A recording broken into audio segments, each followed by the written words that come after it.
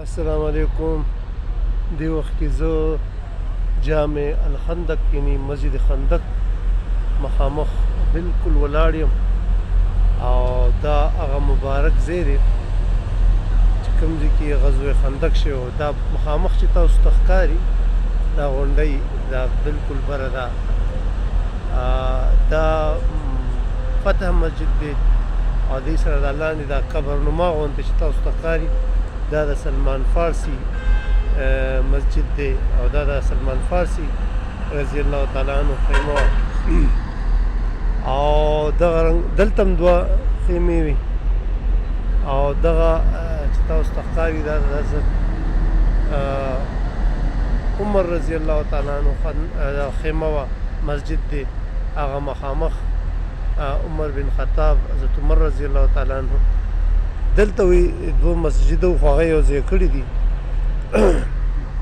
نو دا ټوټل اووه مساجد او دا مسجد چې دی نوی پې تعمیر شوی دی ماشاءالله ډېر ښایسته مسجد دی. ما دننه وکتو نوافل مې پکې وکړو. الله دې پکې ستاسو نصیب هم وکړي. الله دې تاسو دلته راوستی کړي.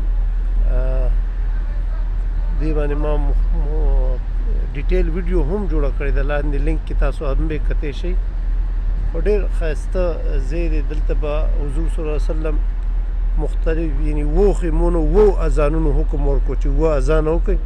نو چې اووه اذانه وشو نو دشمن دا وویل چې یاره دوی خو تعداد ډېر دی او دلته خندق چې دی د حضرت سلمان فارسي رضی الله تعالی عنه په مشوره باندې شوی او خندق چې دی دونه چوړایي وه چې هغې ته به اس نشو دانګلی او نه به انسان پکې پرېوتو یا ګوړه به پکې پرېوته اس به پکې پرېوتو نو به بیا نشي راوتی.